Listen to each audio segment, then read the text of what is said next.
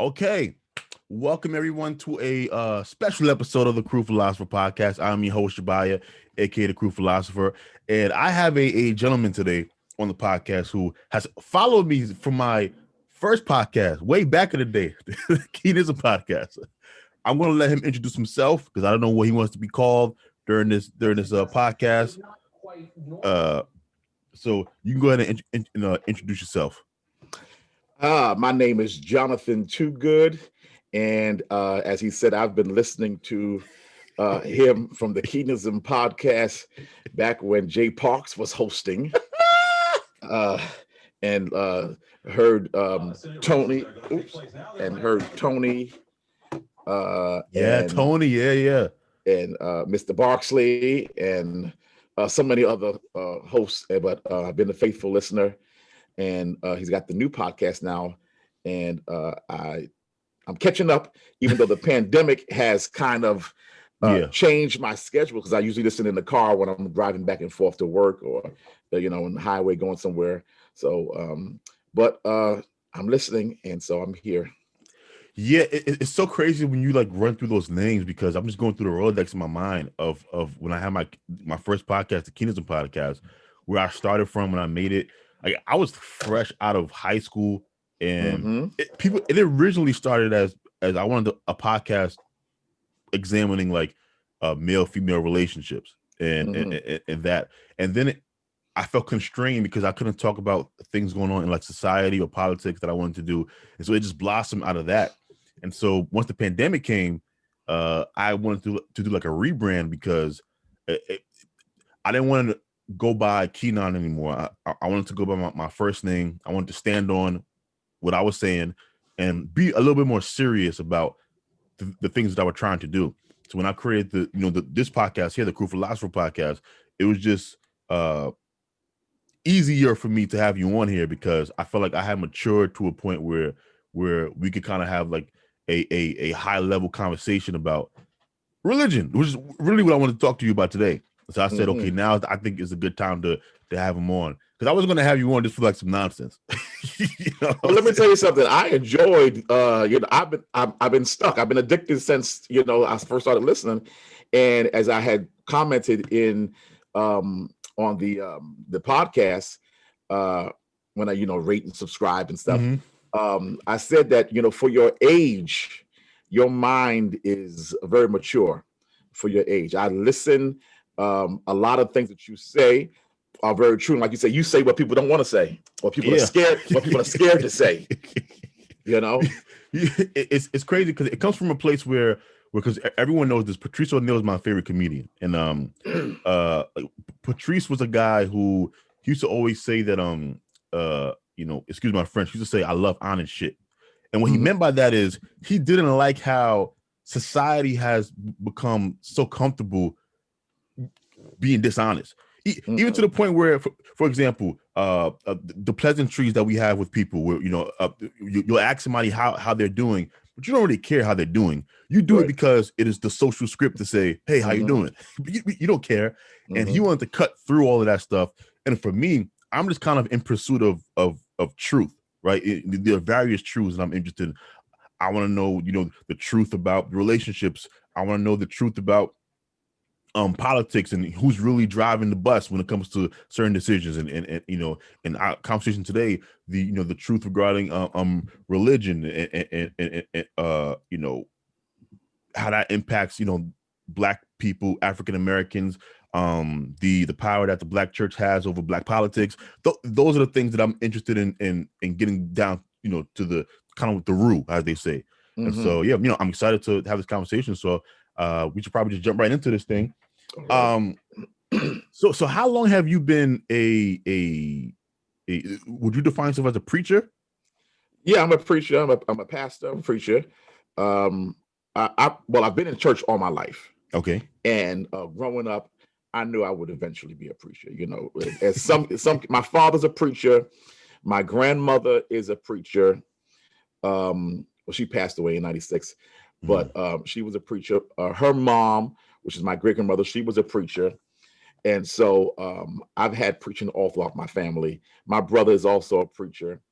So I've been Technically, I've been preaching since I was a kid, but I got licensed in 2000, and I got ordained in 2007, and I've been pastoring since 2012.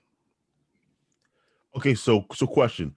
The licensing thing Mhm. has always been weird to me, right? Because it like, so in order for somebody to preach, they need a license.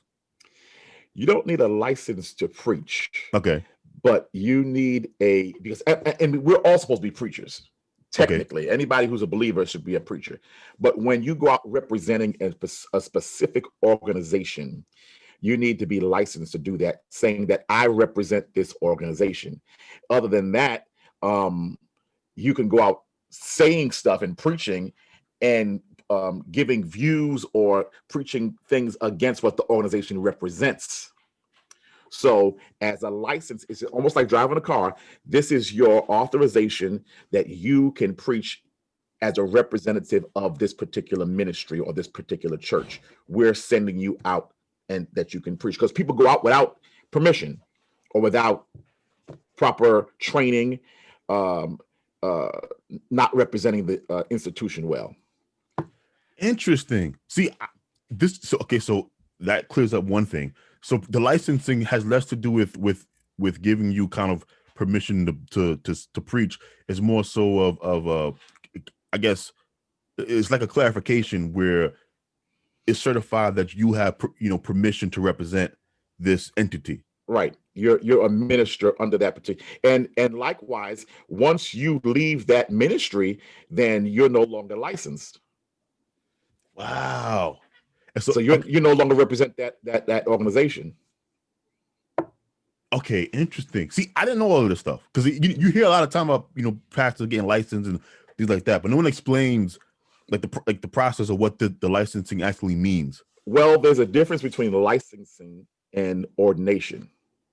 And or pretty much once you're ordained, you're ordained. A lot of churches take, if you go from one church to another, they'll accept your ordination, because the ordination is the actual laying on of hands of somebody. Yes. That's the actual, transferring of the anointing onto the other individual to do a particular thing. So I'm ordained. I was ordained as an elder. So I'll be an elder to the day I die. And the ordination happens from the church, right? Yes. Versus the licensing, there's an actual. The licensing comes from the church as well, but there are different jobs as a person that's licensed and the person that's ordained. Like if you're licensed, you're just licensed to, it'll usually say it in the license, you're licensed to preach. But when you're ordained, you're able to, well, I can't really say that either, because you can go downtown and get licensed to marry somebody. I was about to say that. I was about to say Yeah. that. People get their license to marry people. Right. You get your license to marry people, but that's kind of different as far as the church. If you're licensed, but once you're ordained, that usually comes with that. And then you just go downtown and get licensed. But you also can administer the sacraments once you're ordained. You can't administer the sacraments, or you should not administer the sacraments if you're licensed. But then again, it depends on the particular church organization, because every church organization has different rules. Okay. All right. So that makes perfect sense. Quick question. Seminary, where does that fall in this process?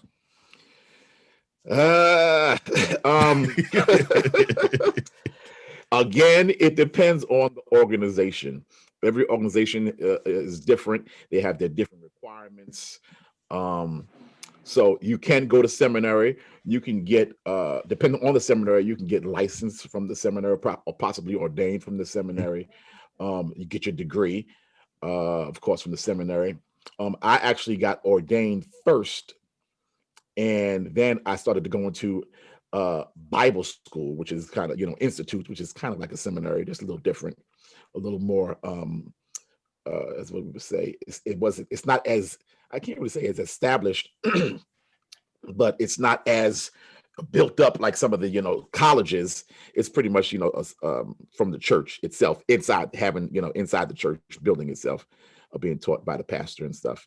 but it's a very well-known seminary, and very well established. So that again is optional, because some churches, they don't require seminary for you to get licensed or ordained, or even to be a pastor. Some require a degree. Some churches require a degree, some churches don't. Okay, and so with the seminary, are we talking about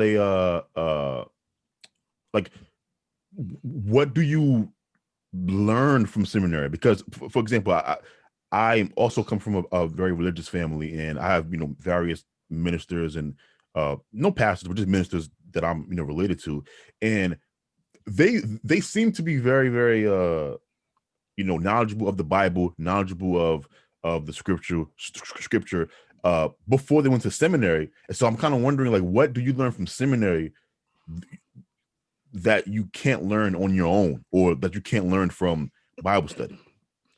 Well, that's interesting you say that, because when I started to attend back in 2007, I think it was 2008, people told me, well, what are you going to Bible school for? You should be teaching. Well, I'm going to learn what I don't know, and I'm going to enhance whatever that which I do know. You learn a lot of stuff, because it's not just Bible school, is not just Bible information, it's rightly putting the information together. That's number one. Okay, because just because you have information doesn't mean you know how to apply the information. It also teaches you a lot of protocol. It gives you history, because there's some history that is not included in the Bible. What else did it teach you? It teaches you, you can take classes in Greek and Hebrew. What else does it teach you? It teaches you a lot of things that pertain to ministry. It also teaches you how to teach, because you could know something, but you don't know how to teach. You don't know how to teach it. So it just goes deeper into what more than what the Bible gives. Okay, so you had experience with pretty much all of these. It sound like almost like checkpoints that you have to go through in order to be kind of a respectable, minister. Mm-hmm. So do you think that these steps are all valid, or meaning, if you were in charge of the process it takes for somebody to get license, right? Would you keep things as they are? Do you think that some of the stuff could be kind of cut back? Is it all for good reasons, or is some of this kind of a money grab for institutions? I'm assuming that for this licensing stuff for seminary, you're paying for it. You pay for seminary. You pay for it's just like going to school. Okay. To be a doctor, to be a social worker, to be a teacher, to be a scientist. It's just like going to school. You're getting information. I think it's much necessary. Okay. Because especially in a day like today with social media, where people can put anything out there and say that they represent a specific group. So a lot of times we'll hear people say things. We'll hear a preacher on social media say something, and we'll run it, and we'll say, that's why I don't like preachers. That's why I don't go to church. They don't represent everybody. They don't represent every preacher. They don't represent every ministry. So when you have somebody that's out there representing the church, they should be well informed. They should be well educated. They should kind of know what they're saying, because you can deter people from the church by having ignorant people out there representing the church. Okay, totally get it. So in your opinion, these things are necessary. I'm not gonna lie to you. You have swayed me, because my original opinion is kind of, I don't really think you need to go through all these hurdles, because I've just heard from people, like, to your point, how before you went to seminary and stuff, people were telling you, you're good enough to teach, right? And so, and I've also run into ministers as well where they didn't have the seminary stamp, but they seem to be very, very knowledgeable of the Bible. But to your point, you kind of should have to go through this process because it helps keep other ministers and preachers from getting the bad publicity from the pastors and ministers that are out there giving the church a bad name. Let me ask you this.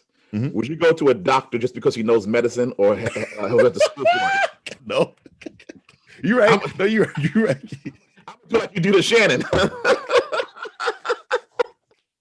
You're right. No, you're totally right. You're totally right. I don't just because you know medicine, you can go on the internet and find out anything.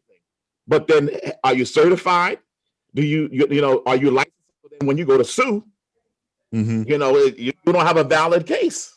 You don't have a license. You don't have a degree. You just went up to the internet and found stuff up. Yeah. Okay. So you got me there. All right. So we're going through kind of the process that many people take in order to get certified and submitting all that stuff. Question: what is your denomination? I am Hebrew. I am Hebrew Pentecostal. Okay. So you got somebody on here today. I am, for the most part, the most simplest explanation is I'm Jewish and Christian. Christianity, in all actuality, is nothing but a sect of Judaism. Oh yeah, totally. Yeah, absolutely. Jesus was a Jew, and as I say, he didn't come to start a religion. He didn't come to start Christianity. Christianity is a religion about 2,000 years old.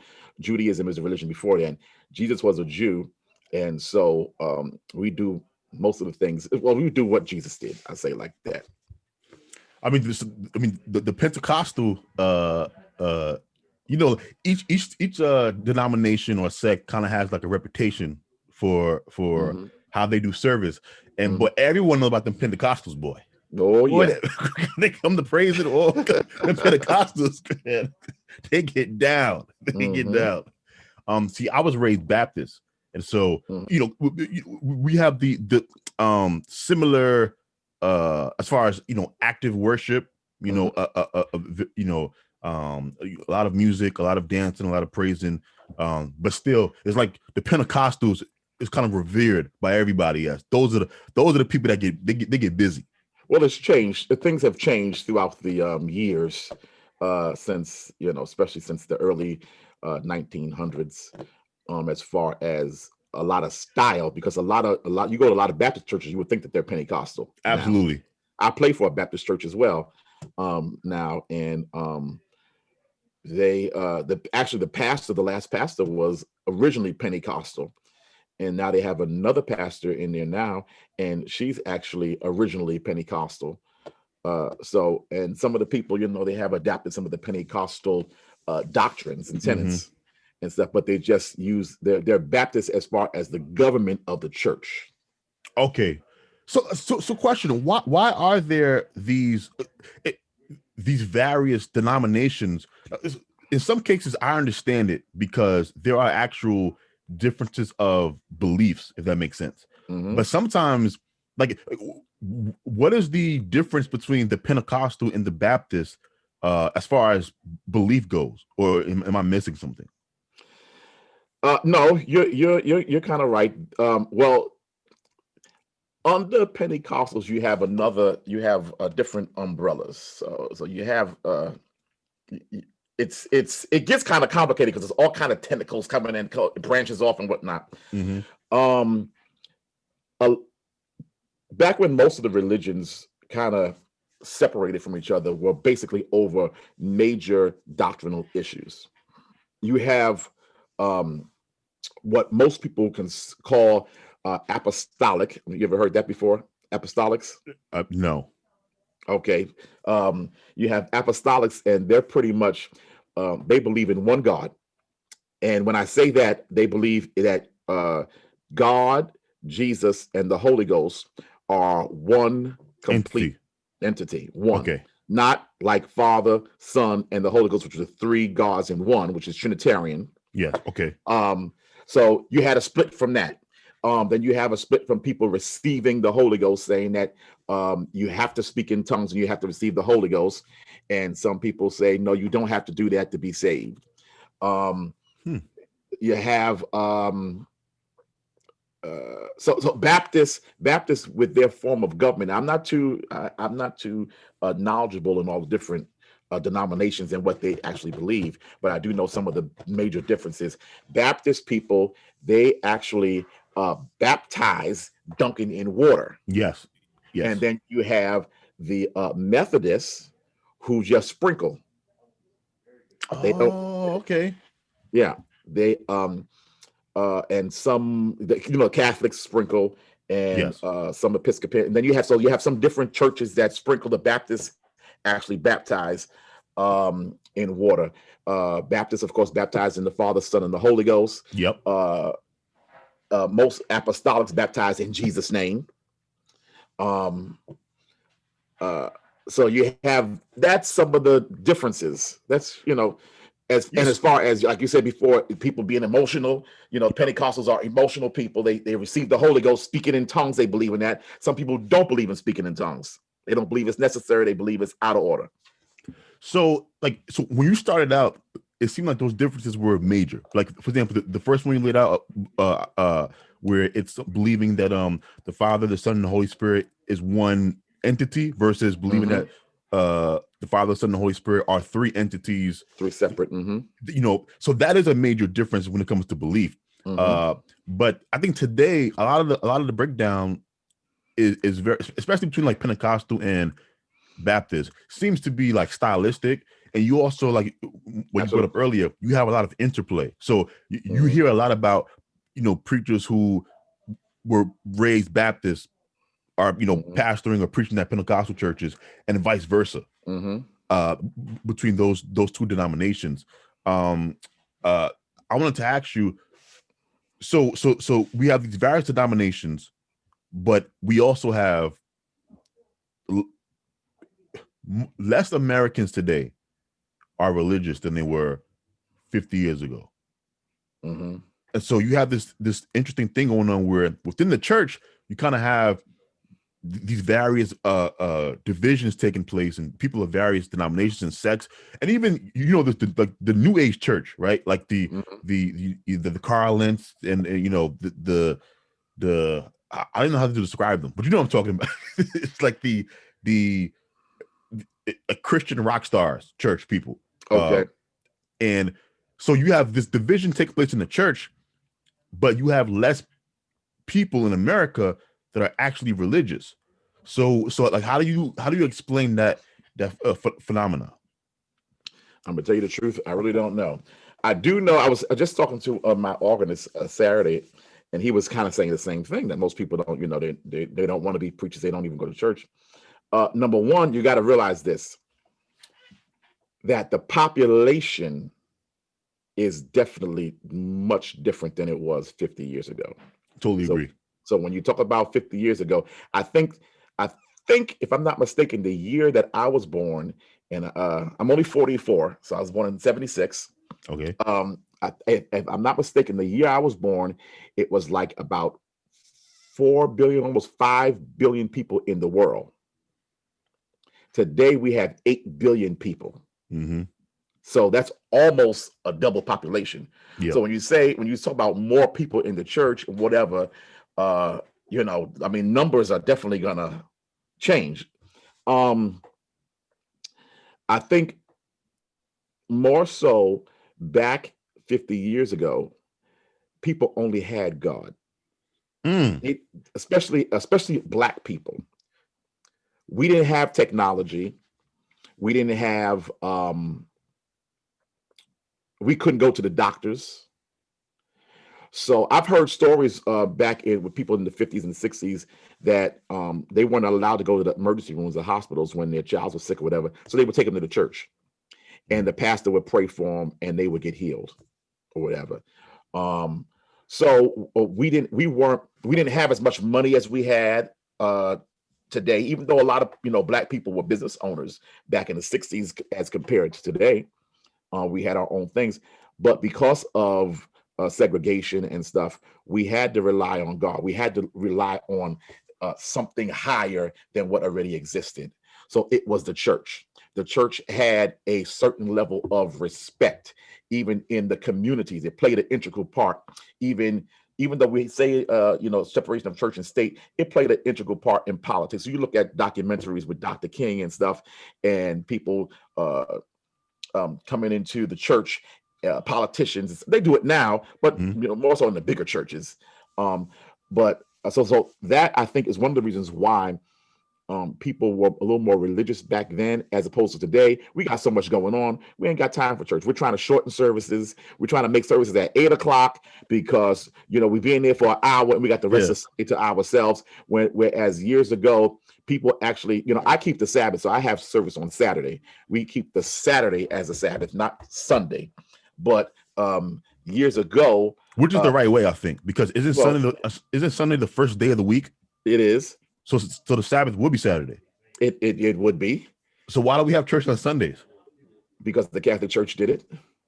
Okay. Oh boy. That's a whole other thing getting into there. Again, when we were here as slaves and we couldn't read or write or whatever, we did what the masters did, and they were quote unquote Christians and stuff. So they Sunday was the day. And the Sunday Blue Laws. I heard you talking about Sunday Blue Laws on one of your podcasts. Oh yeah. That's because Sunday was treated as a Sabbath. It was treated as the Sabbath. But now, like I said, you go to church at 8 o'clock in the morning, early service, so you can get it done and over with, so you can go out and spend the rest of your day doing what you want to do or go to work.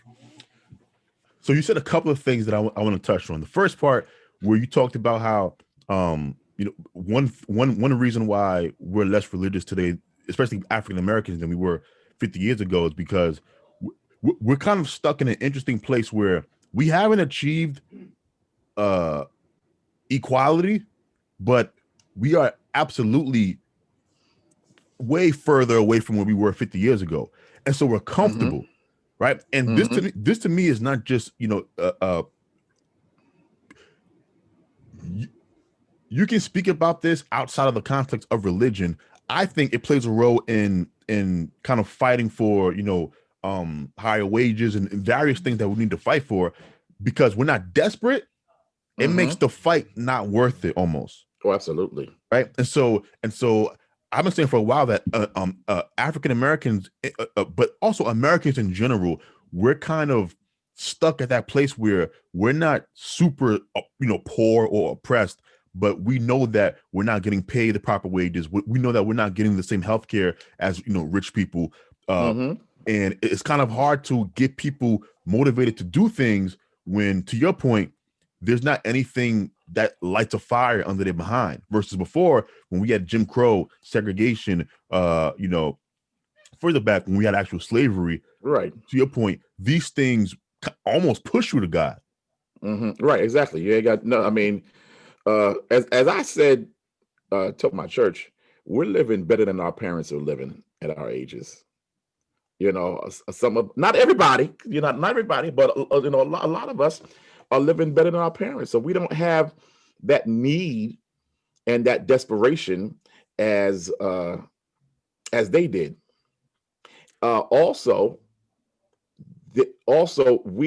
This generation that's coming up, it's something about respect that is kind of missing, because we respected the older people years ago. Now that respect is kind of gone.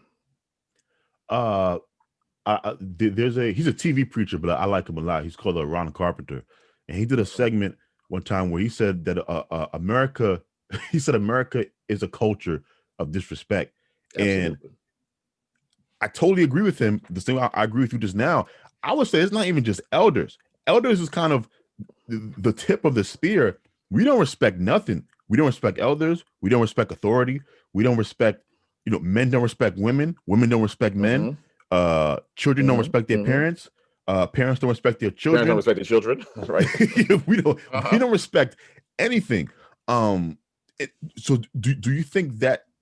Okay, so I'm asking you a question. Do you think that the lack of respect happened, which led to people moving away from the church, or do you think people moving away from the church led to the lack of respect? Mm. I don't know if I would almost say both. Okay, like it's Right, kind of a cyclical relationship. right, right, Okay, right.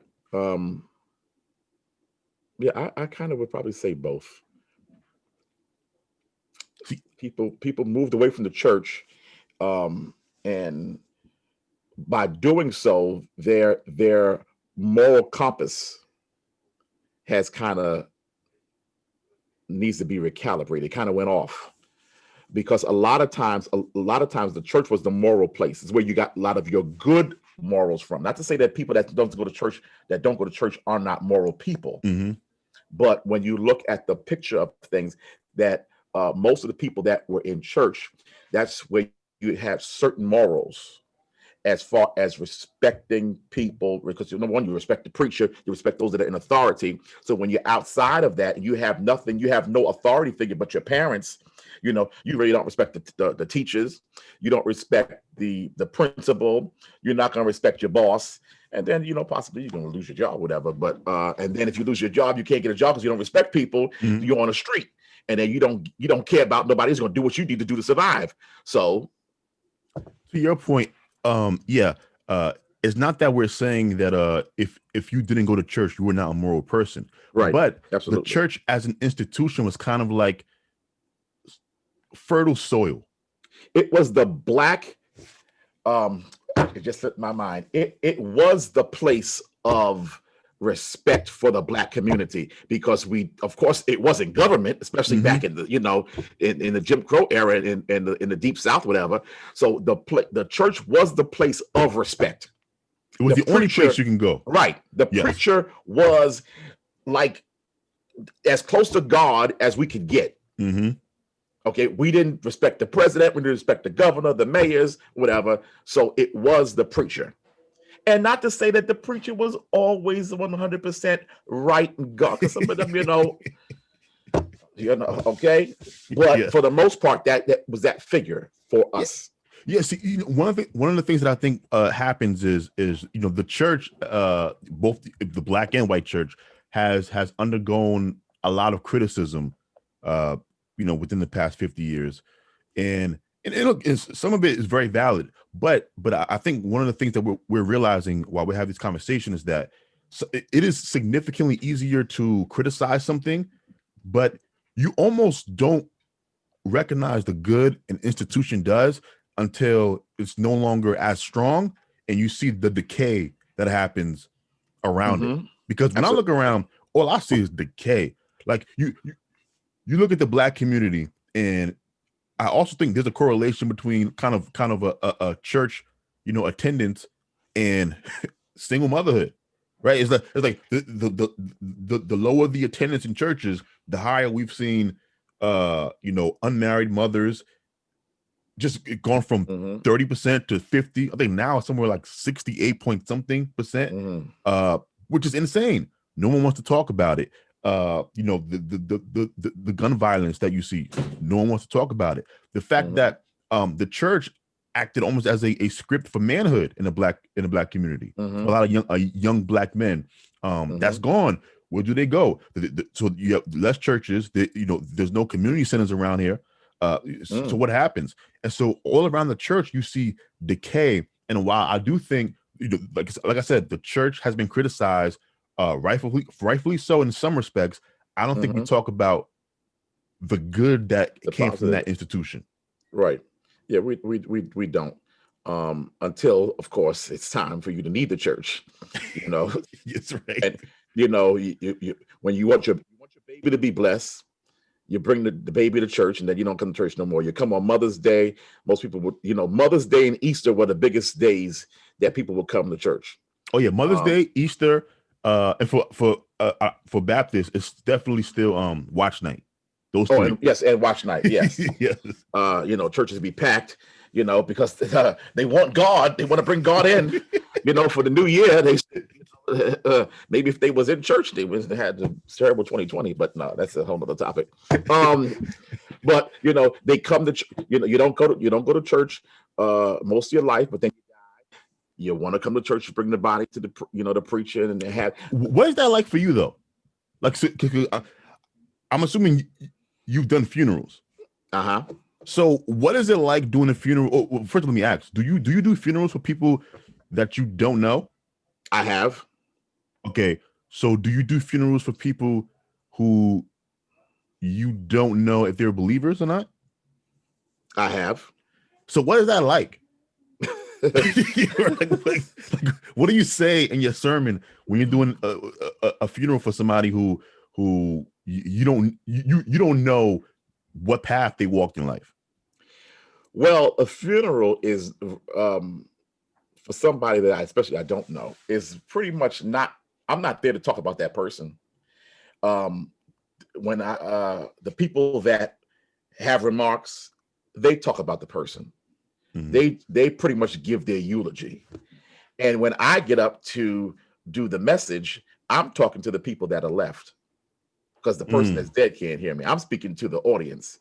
And of course, I can't center my message around that person.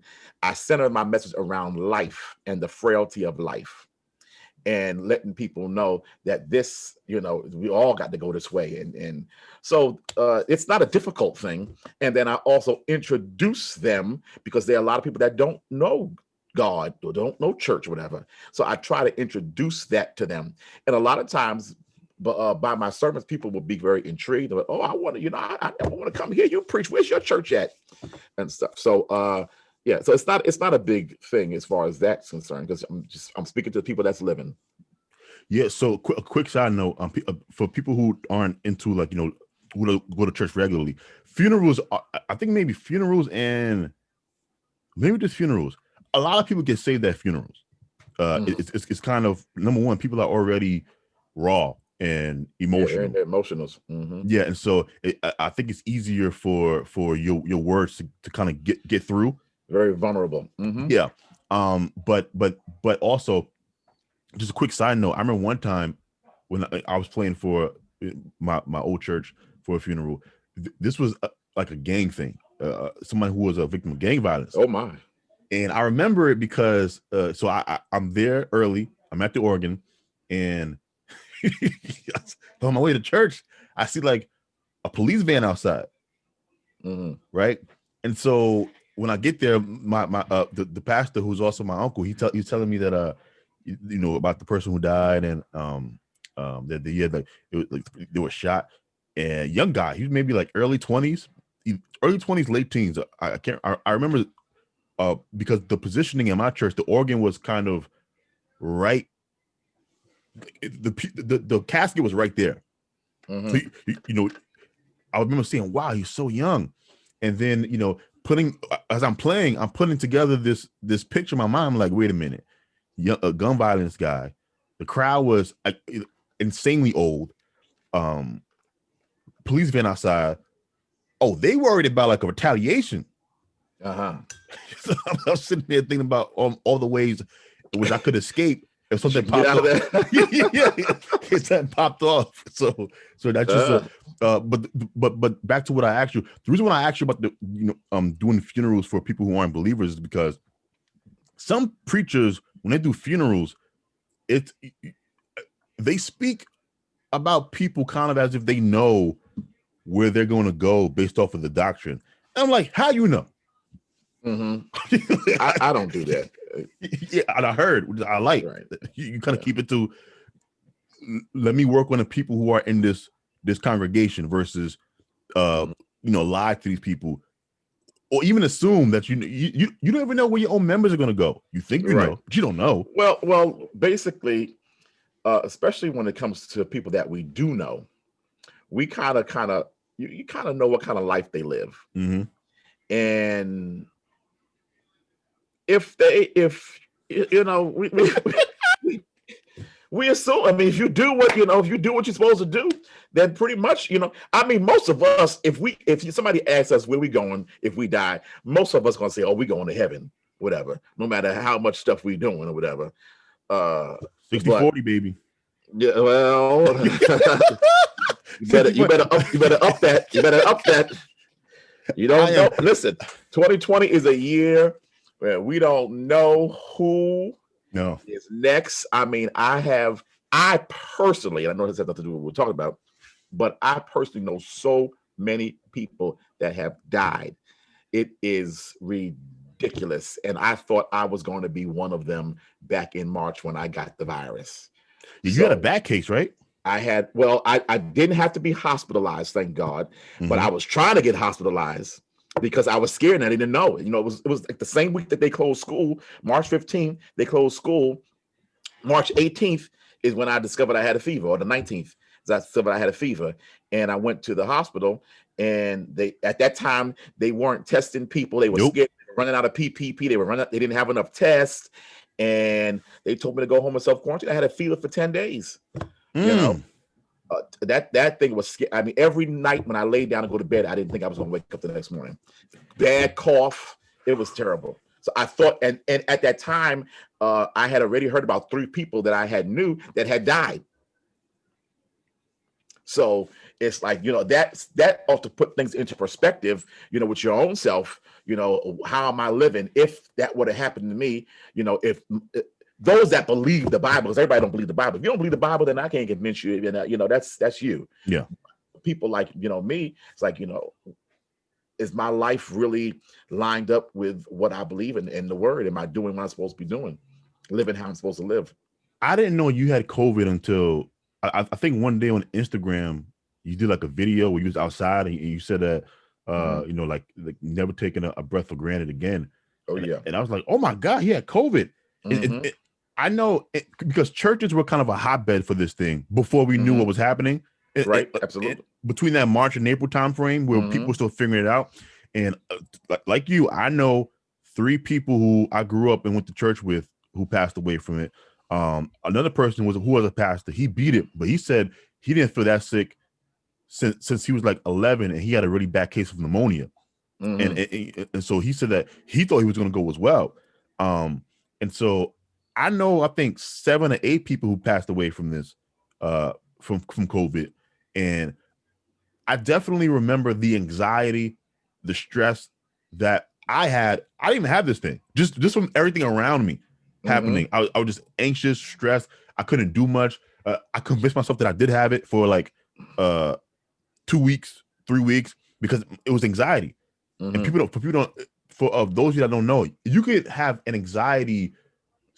I call it a session, because for me, it wasn't an attack. It lasted for like a good couple of weeks where I psychologically talked myself into kind of, the shortness of breath and stuff. But I didn't have it. Feeling everything. Yeah. I was taking my temperature on like a daily basis.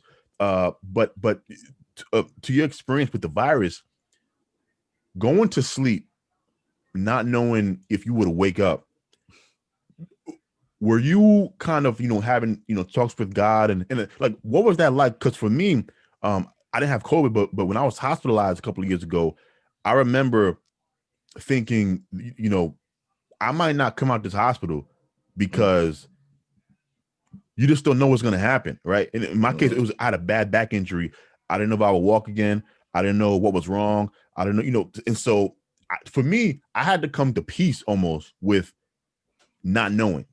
And whatever happens, that is what is meant to happen. Maybe I don't walk again anymore. Maybe I'll be wheelchair confined for the rest of my life. But if that does happen, that is what was meant to happen. What was it like for you, going through what you was going through night after night? Again, I had anxiety as well. My anxiety was, I can watch the news all day. People that come over my house and I got the news on.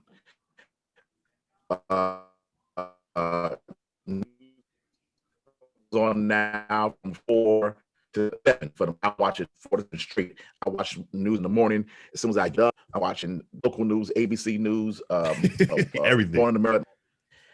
while I had COVID, I could not watch the news. Couldn't watch the news. I had to, of course, I was quarantined in the house, and nothing much for me to do. Watch TV. News. Literally, I could not take an announcement. I had to, did we lose you for a minute? Yeah, you lost me for a second.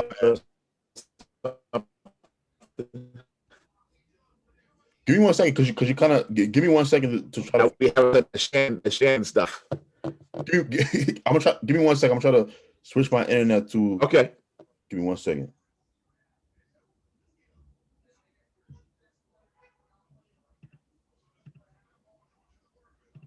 Okay, can you hear me now? Can you hear me? Is this a little bit better? I can hear you. Okay, yeah. I'm gonna let's worry about the video more. As long as you can hear me, that we can continue. Yeah, I know you and Shannon be back and forth. I'm still catching up on the philosopher, whatever the podcast is.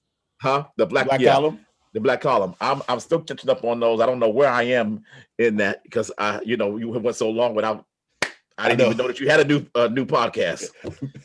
Me and Shannon stay with these internet stuff. We're trying to figure it out. Yeah. So you were explaining how you had anxiety, as well. Yeah, I had anxiety. So I just was watching sitcoms and Netflix during the whole thing. Again, it makes death and more real.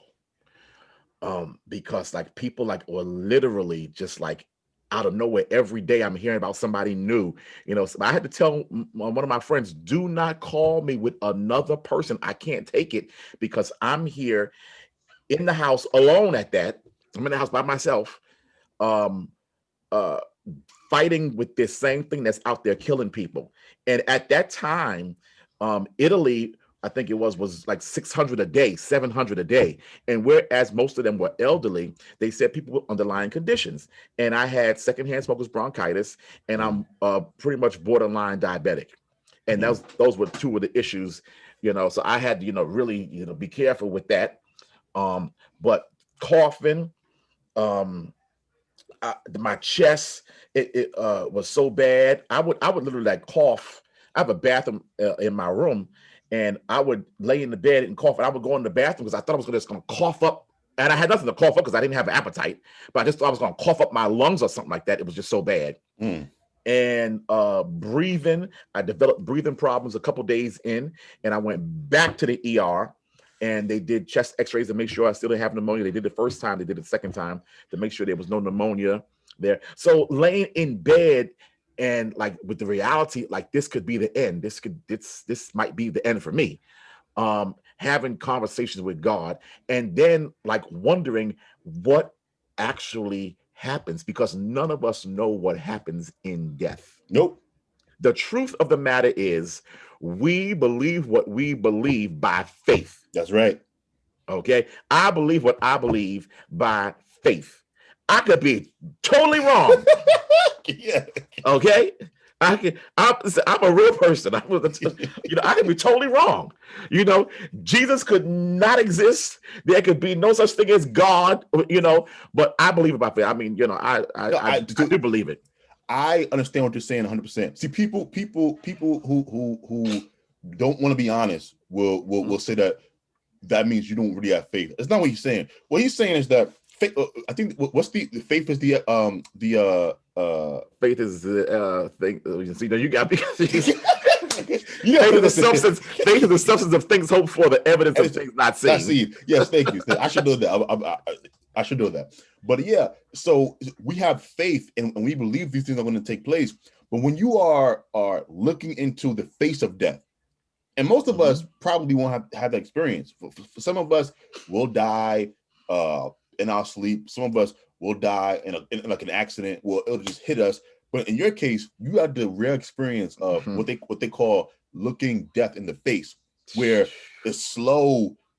It can happen. It cannot happen. Night in, night out. When you're in a position that he is in, yes, you do realize I could die and poof, game over, right? Those things, those thoughts come into your mind, and yeah, I just don't think people realize, because one of the things that I've been thinking about, we don't hear from anyone who's recovered from COVID. Have you noticed that? Recovered in which way? Recovered from it, like your story. I kind of don't hear about it that much. Okay. All these Americans seem to have it and seem to have recovered from it, but you're not hearing anybody. Like, people get on Twitter and Instagram and talk about everything in the world. You ain't hearing nothing about, not as much as, I do know some people that have had it. I spoke to a few people that have had it. Okay. With their stories. I think comparing different stories. Actually, one of my cousins has it right now. We were at a wedding. Oh boy. It wasn't a crowded wedding. Okay. It was a big building, and so it at least seats about 1,000 people, and maybe if 100 people were there at the wedding. But the thing about that is that the groom had it. See, if a regular attendee had it, they might have, just been the way, Then people want to greet the bride and groom. I shook the groom's hand, I hugged the bride and they kissed. One of my cousins, she wound up getting it. Some of my family got tested. They are negative, but at least I know of 2 people already that are positive. But from the people that I spoke to that had it, I don't know anybody that's had a fever as long as I've had one. Yeah, 10 days is a long time. Yeah, 10. I was checking my temperature every time I went to the bathroom, and I was going to the bathroom a lot because they were saying to drink a lot of liquids. Yeah. So I'm going about 10 times a day or whatever. And every time I go to the bathroom, I check my temperature. But I do know people, they said they've had it for a day, they had it for 3 days or whatever. The people that had body aches, I didn't have the body aches, but I had the temperature, I had the trouble breathing, I had a bad cough, I lost my appetite and couldn't eat, and I had diarrhea. Yeah. And I thought I was making myself sick at first because I wasn't eating food from outside, I was cooking my own food. It's like, why I got diarrhea? And when I looked it up, it was a symptom of coronavirus. But I do, one person I know, he's been in the hospital. He was in the hospital for over a month, and he's about 60 something years old, in his early 60s. He's still suffering with some of the after effects of COVID, and he had that back in the spring. So he's a long hauler. Yeah. So, but he's, and I still now, if I take a deep breath now, I can kind of feel it. And sometimes when I go to bed now, I'm like, oh my God, do I got COVID again? Do I, it's. Yeah. It's like it is such a weird disease. It has so many symptoms that vary from person to person. Like, it makes no logical sense, which adds to my theory that I think this has been manipulated slightly by man. I don't think this is just a nature virus, but I'm not going to dig too deep into that. But so how we got into the COVID stuff because you were saying that because of what happened to you, you are a lot. It kind of not relit your faith, but it adds another dimension to your faith. Is that safe to say? It causes me to see life as very fragile, and of course the unknown, what tomorrow is. Everybody's looking to get out of 2020, waiting for 2020. I can't wait for 2020 to be over. Well, January 1st is going to be the same as December 31st. Yes. If we don't do anything different, ain't no difference between 2020 and 2021. Our minds, have to be adjusted, but it makes life more. It made life for me more real, and the fragility of life. Yeah, I get it. I totally get it.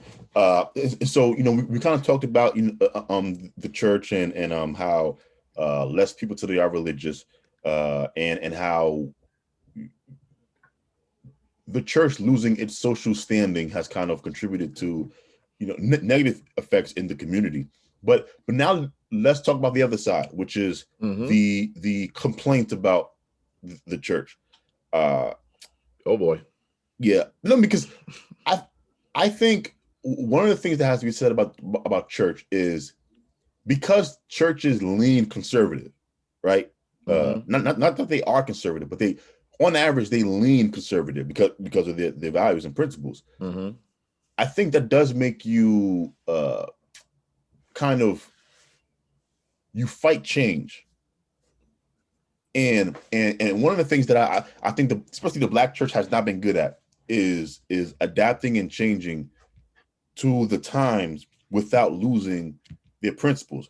I'm not one of those people that believe that churches have to, abandon their beliefs. I'm not saying that. When I'm saying, for example, a lot of young people will have this criticism of the church where it's old. Everyone in the position of leadership is old. Young people are kind of put in a position of like sit down and shut up instead of being participants, in being in positions in the church that are important and guiding certain things. And so they just don't feel relevant. And so they just don't show up. To that criticism, you say what? A lot of that is valid. Churches are one of the places that have a hard time adapting to change. When I started my church in 2012, because I founded a church, I didn't take over a church. I founded a church. I opened it up. Okay. At one point, I was against a lot of technology. Surprisingly so, because me being so young. That was shocking. But let me explain, because I didn't believe in the digital technology. At one point, they say you can give your credit card for offering. Use your credit card for offering. Now, that didn't make sense to me because I was in debt. I had credit card debt. Gotcha. So why am I going to give something that I don't have? So I was against using a credit card, debit card for offering. But when I started pastoring, and again, that's the debit card's coming out of your bank, but a credit card is, you're accumulating debt. So as I was pastoring, taking up offering, people would be running to the ATM machine. So I said, you know what? We might as well just use the card, and they could just swipe their card. If it's a debit card, I'm still against credit cards, because you're giving something you don't have. But if you're going to use a debit card, then hey, of course, with COVID, 100% of our offering I can't say 100%, 95% of our offering has been through Zelle, Cash App. Okay, so there are some churches that they didn't adapt to that change, and they kind of got left behind. Some churches had to develop that venue of giving, create accounts so that the people could give. Again, doing Zoom the same way we're doing, Zoom now and audio. We had to adjust. Other than that, it's a phone conference call. I hate phone conference services. So I did Zoom for a while because it was a little more interactive and more visual than it was on a conference call. So adapting, yeah. So we have to adapt to change, and then we have to use people. You have to, especially young people, because they're the future. They're actually the now. You got to use people. Again, certain things, if you incorporate certain things, as long as it doesn't mess with the doctrine of the church, then I don't see no problem with it.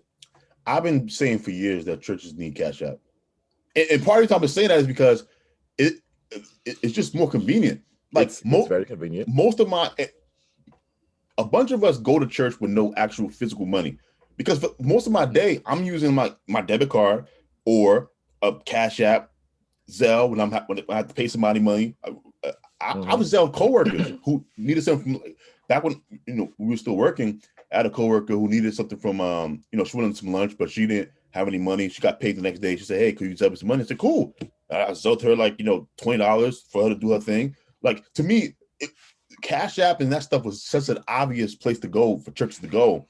And the resistance to it didn't make sense to me. I was like, well, I thought, okay, maybe they just don't know how to set it up. But then to your point about using people, you have young people sitting in the pews. If somebody's a teenager, they know how to set up a Cash App account. They know how to set up a PayPal account, right? And so to me, you kind of, as a church, you need tithes and offering, you need money. And so you being resistant to this change, it's only hurting you. It ain't hurting the congregation, it's hurting you. So that's one criticism. Another criticism of the church, especially the Black church. Now, here's my criticism. I think the Black church does a poor job at doing the other stuff you're supposed to be doing for the community. For example, in my opinion, there's too many churches, right? When I walk down Tremont, I could pass 10, 15 churches on a 15-minute walk, right? It makes no sense to me. I think all these churches are a sign of ego. People want to be the king of their own castles. They don't want to be under the leadership of other people. But all you're doing is dividing your congregations, and most of these churches can't afford their rent anymore. And so that's why you're also seeing like a rise in all these churches getting foreclosed and having to sell their property. And so you have that, because there are too many churches, you divide a congregation, you divide the resources. I believe it is better if we had less churches, larger congregations. I'm not saying a super mega church, but there should be like 100-member standard, right? You need to have at least 100 members. This way, you have enough money to support your building and your various church activities, but also doing the things that you're supposed to be doing. Being a Christian is not about going to church on Sundays to see other Christians. You're supposed to be out there doing stuff for the world, like being the salt of the earth. I don't think churches today do the world stuff like they're supposed to be doing. All our churches, like we said earlier, 50 years ago were doing. Like, Black churches were very active in the social and political lives of African Americans. I don't think that's the case today. Do you agree, disagree? What do you think? I agree. I agree to a certain extent. Okay. That a lot of churches are not very active in community involvement. Of course, back in the civil rights movement and things, they were very much active in that movement. That's how it got rolling. When you talk about the Montgomery bus boycott, churches were some of the staging grounds. That was some of the meeting places where they planned things and stuff. I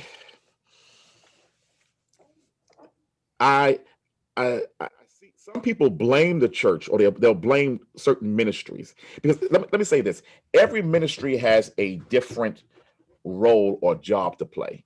Okay, in the church, every ministry possibly cannot be a community meeting place or whatever. I'm not against supporting that or supporting a church that does that. Okay, because whereas I have a small church, maybe we don't have the resources to do the big community projects, but we can join with another church. It doesn't take away from you being your church. You can join with another church to support them with the community efforts. Okay, like for instance, and I'll give a simple example. And I hate to use this as an example because people need to eat more than Thanksgiving, but a lot of people will do a Thanksgiving dinner, for the homeless or whatever, for the community. My church is small. We really can't get that going. We maybe feed about 50 people, maybe, if we can, get together. But maybe somebody else is doing something, so we can go and help them and make a big effort. Rent up, maybe get a school auditorium or something like that, and come together. Again, ego. Who's going to be in charge? Whose name is going to be on? Yeah. So that becomes the issue. Space. Some churches, the church I play for, they have a soup kitchen. Some churches don't have room for a soup kitchen. They wouldn't be able to do that. They only have a sanctuary, with maybe a small bathroom, whatever. I kind of understand why there are a lot of different churches. Again, going back to when we started out talking about difference in doctrinal beliefs, yes, or doctrinal issues. Sometimes people come across some information or some knowledge, or or their own, conjure up their own beliefs, and they don't believe that anymore. So they want to, start another church. Or there's some infighting, maybe something that the pastor did and the people don't like it, whatever. But that many churches, though, there are a lot of churches, man. We live around the same area. There are a lot of churches. Well, I don't live there no more now. I moved. I'm not going down the Bronx, but moving on up. Yeah. Thank God. Yes, Lord. I couldn't wait to get out of that. I mean, it just was getting terrible. That's a whole other podcast within itself. That's a whole other podcast within itself. But you remember, though? You remember how it was? Yes, of course. Yeah. So I don't understand how there's that many doctors. It's worse in Brooklyn. No, Brooklyn is the worst. Yeah. I mean, churches next door to each other, literally. Which, once again, I don't understand how you can just divide yourself by that. Like, there comes a certain point where if you have an issue with being under the leadership of somebody else, that is kind of a problem that you have to work out. You have to work out. Why do this thing where, and the craziest ones is where it's like someone within the church that leaves and then also wants to pull like the members from the church. Like, what are you doing? Well, you know what? You're a very honest person. I've been listening to you from the beginning. I have listened to every Kingdom podcast. I'm catching up with this one. So I'm going to do the same, and I'm going to be very honest. Okay. That's the only way to get delivered or be free. Absolutely. Is through honesty. I left my father's church. Okay. I didn't. Now, here's the thing about it. I did not leave my father's church to start a church. It was 4 years had gone by from the time that I left my father's church and I started my own church. But some things happened. And of course, it involved my father. If it didn't involve him, then there was no need to leave, because I think that as long as it's not a leadership thing, then if you have an issue with your coworker, are you leaving the job because you don't like your coworker? No. Pretty much more so if something's wrong with the boss or whatever, then that would give you more of an opportunity. That's why I left my job. The supervisor or the director, it just wasn't happening, and you're not going to use me. So I said, you know what? I'm leaving. And so I left my father's church in 2008 over an issue. And then when I went to start my church in 2012, I wasn't pulling anybody from my father's church. They followed you. Well, no. Nobody left the church and came to my church. I actually had a few people that called me and said that they were coming, and I told them, no, you stay right there. I let one come, which was one of my cousins. I let her come because she said she wasn't going back no more. So, I mean, it's like either you don't go or you know. So she said she wasn't going back. I'm not going back there. So I said, well, you come on since I'm your cousin. But I called around to people that I know that were not attending when I left. And I called and said, hey, I said, how you doing? I said, I'm all right. I said, so what do you do on Saturday? And I'm just home, not doing anything. I said, well, I'm opening up a church. You can come. And then when I called somebody, what you doing on Saturday? Yeah, I'm going, to church, whatever. I said, all right, then bye. I didn't even tell them I was opening up a church. Because I didn't want to pull anybody from any, I wanted people that were not going to church anymore, that had kind of like given up, and let them know, listen, there's something new that's happening. Maybe you can get your, be rejuvenated, get your joy back or whatever, and try a new environment or whatever. But some people do pull people with them, which, is, I say it's wrong, whatever. But just for clarification, there's a big difference. Like poaching is different than people following you. People will follow you when you leave the church. Right. You can't do nothing about that. Right. People will follow you.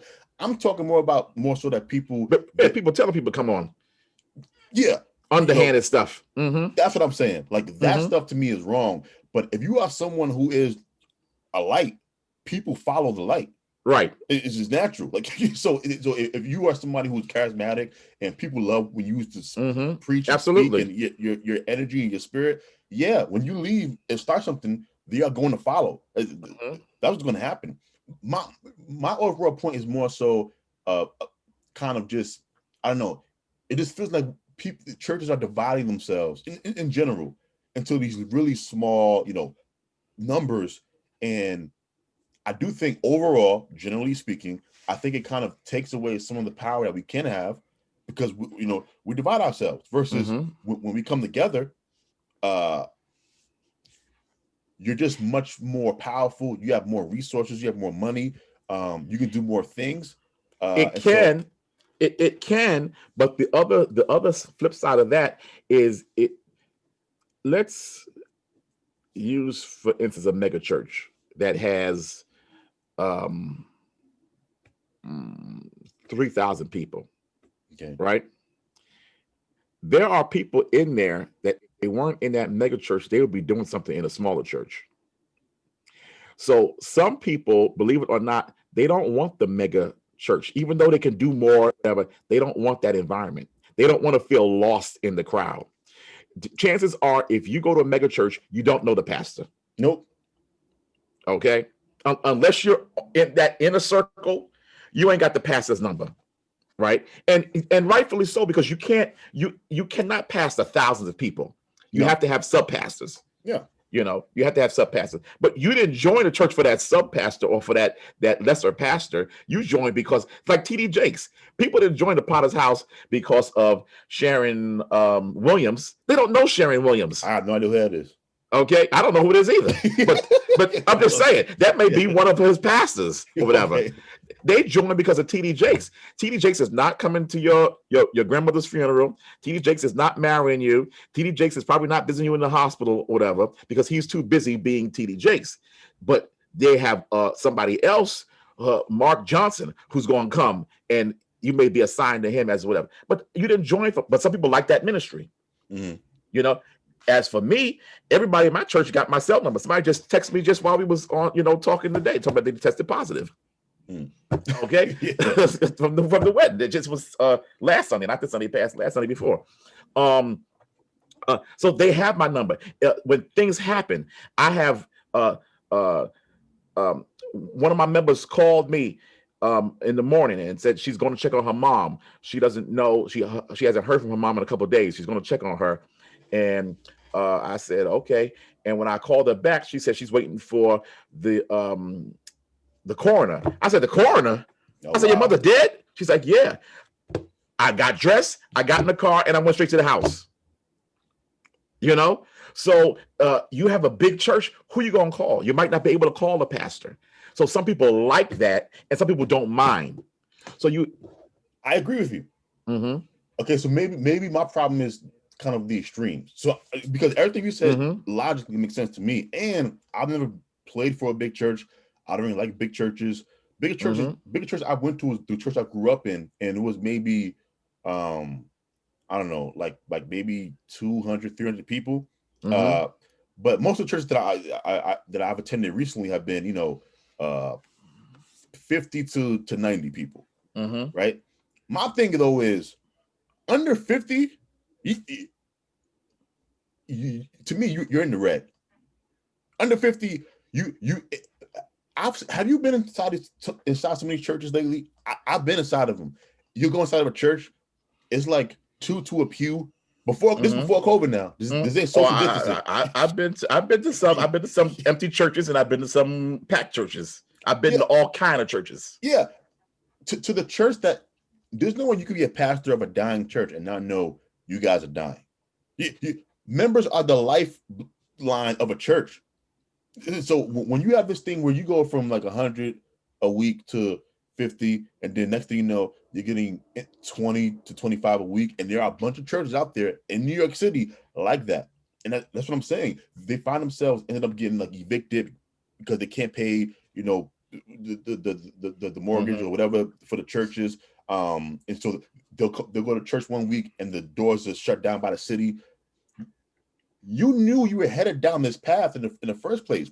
right? In my church, we say the church covenant, right? You know, having been led to lead you guys, right? We do a church covenant when we do communion, right? And in the church covenant, in it says, moreover, we pledge that if we are to be removed from this place, we as soon as possible unite with some other church where we can carry out, right? It's in the covenant. Okay. You should unite with another church when you can, and you're dying. My question to you is, how come that ain't happening? I don't know. That's what I'm saying. Dying. Some people, they're just. If you believe you've been, a lot of people believe they've been called by God to do something, and a lot of times people think that things will turn around. They think it's just, some people think that it's just temporary, and they think that, and then if you're meeting all your bills and stuff like that, then I mean, hey. And some churches are, with very low membership, but they meeting their bills. Okay. But I mean, I understand what you're saying, and I agree, because even I have to take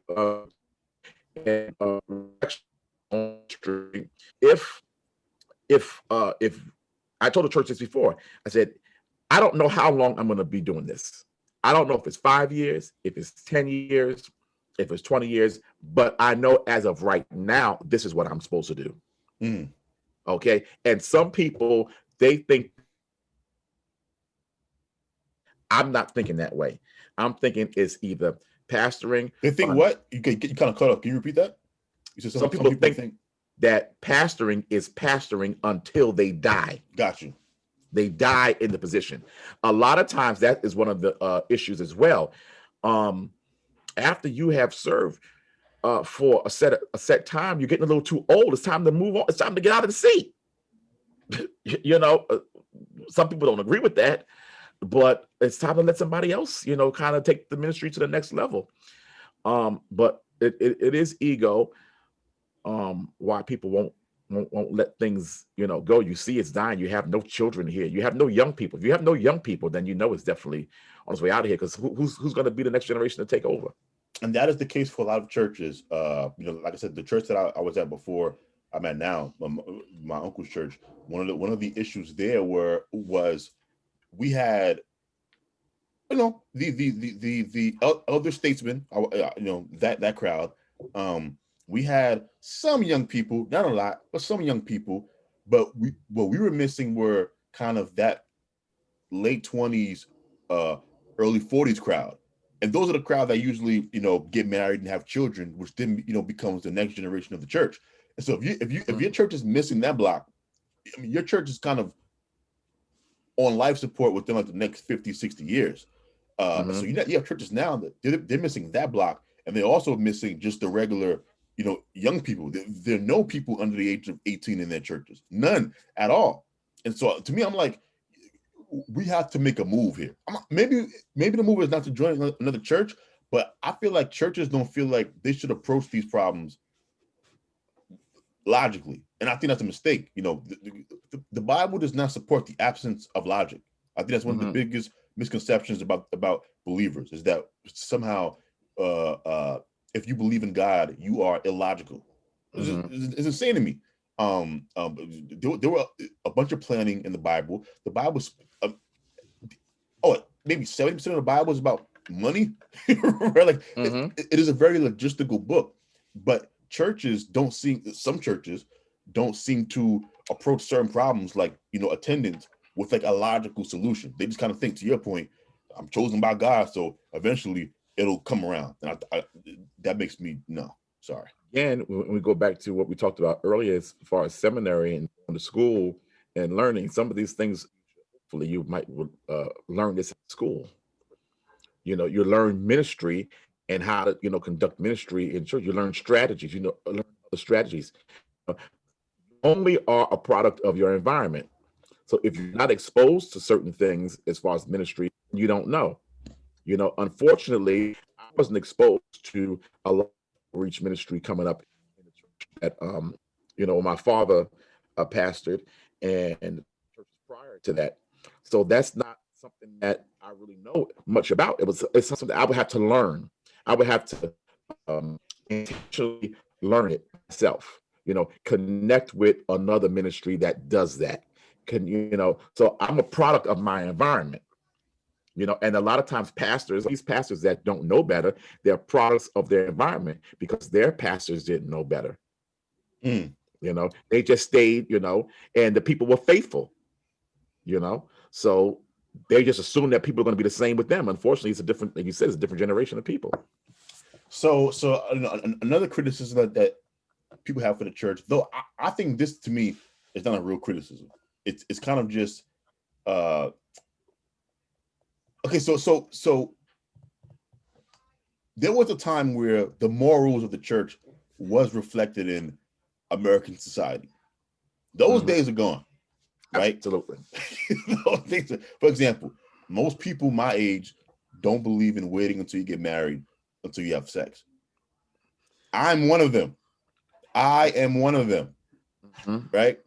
I'm not doing it. Now, that said, it is the doctrine of the church that you should be waiting until you get married to have sex.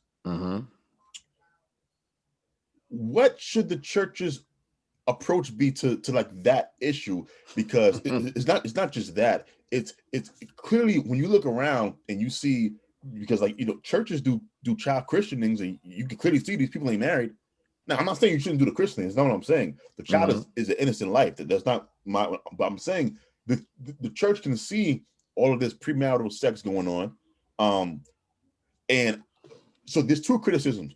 The one criticism is people believe the church should change their morals, and I think that's insane. But the opposite criticism is, and this is going to sound crazy coming from me, is that the church is kind of muzzling themselves by avoiding touching on certain topics. You rarely hear a preacher preach about children out of wedlock anymore. Really, at least for me. I rarely hear those sermons about children being born out of wedlock. I rarely hear sermons about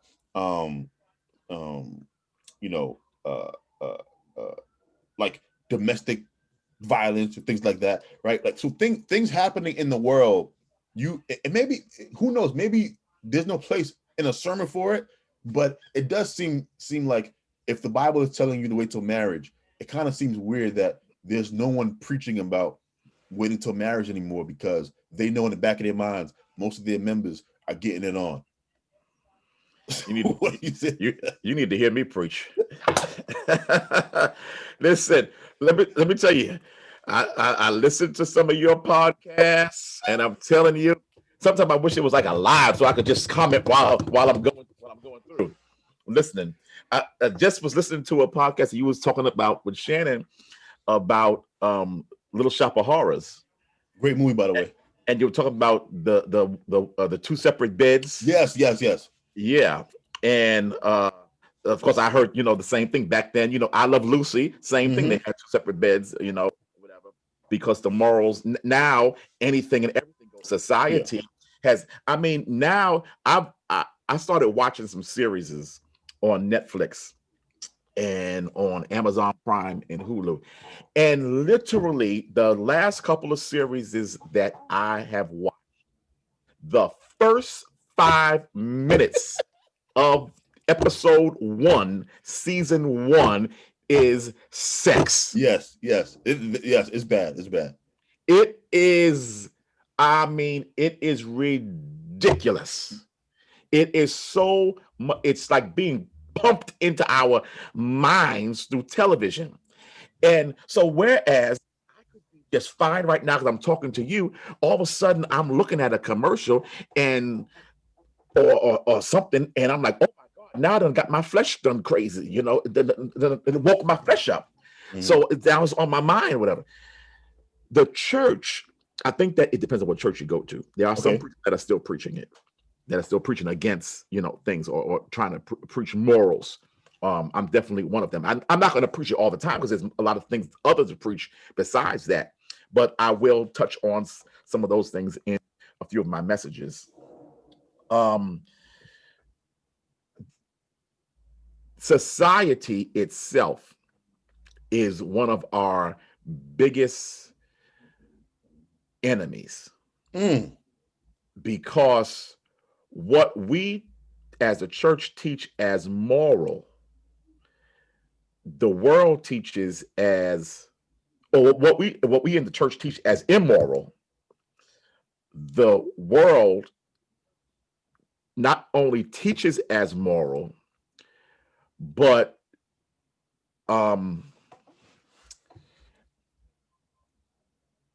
it's too prevalent before it's in everything. It is in music, it's in television, it's on social media. So this is what we, so it's like we're trying to fight, against this institution, and we're actually weaker because they have more power, they have more money, they have more to advertise and to promote their agenda. It's a moral breakdown. There are reasons. One of the things is that we say don't do, but we often don't tell why. And a lot of times it's not until after it's been done that you find out this is why I should have never done this. Okay. You talked about premarital sex, right? Yeah. There's a lot of reasons why it would be, I don't want to say against, but against the scripture. Let's just say it like that. Yeah. Because if you believe the Bible, you believe the Bible. If you don't believe the Bible, then this does not relevant to you. Number one, sex leads to children. That's the most obvious thing. Yes. If you don't have your two parents, if they're not married, then that child is being raised in a house without both parents. That's not a good thing. In all actual, I mean, you're blessed. You have both your parents in your house. Yep. I didn't have both my parents in my house. I grew up, my mother left my father when I was 3. Not that I did not see him, often. I did see him, but I wasn't in the house with him. So there are some things that I should have learned by example of my father, by having that man figure in the house, that I did not learn. My father saw me ironing one time as I was an adult. He said, "How are you ironing that? That ain't the way you iron that, right?" Well, I mean, I'm ironing because this is the way my mother irons stuff, whatever. I don't, and that's just something simple. That's something simple. Were you ironing pants? I was actually ironing a shirt. Okay, with me it was pants. My father walked by and saw me ironing pants. He's like, "Boy, what you?" I was getting ready for church. Like, "Boy, what you doing?" Because I wasn't ironing with the creases the right way. So he's like, "I'm ironing some church pants." Yeah. So, and then, there's some things that my father taught me later on in life that I should have probably learned a little earlier, or would have learned or seen by example, as far as taking care of my shoes, making sure the heels are good on my shoes or whatever and whatnot. My mother, and I'm 44 years old, I've never had a sex talk from any of my parents. Never. My cousin told me about it when I was in school back when I was 19, but I never had a sex talk with none of my parents. Now, the thing about it is that I have a son, and I wasn't married when I had him, and he's in another house and I'm here. So that, I don't care about being a single parent. I'm gonna raise my son. No, a child should have both parents. That's the purpose of, that's one of the benefits of marriage. STDs. We still don't talk about STDs as much as we should. I don't know if what the schools are doing about them. No. But I mean, I've talked to some older teenagers that didn't know they could get an STD by oral sex.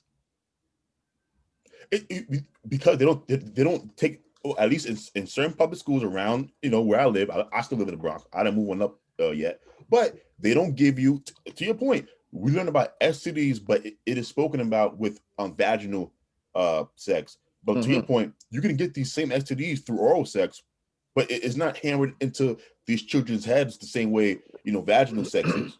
Right. So we have that. And then when we get into some deeper things, the more people you experiment with, when it's time for you to settle down, and I think I've heard this on one of your podcasts as well.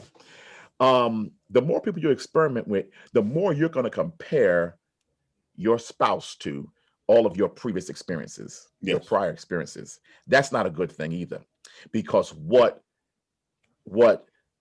that person may not can do,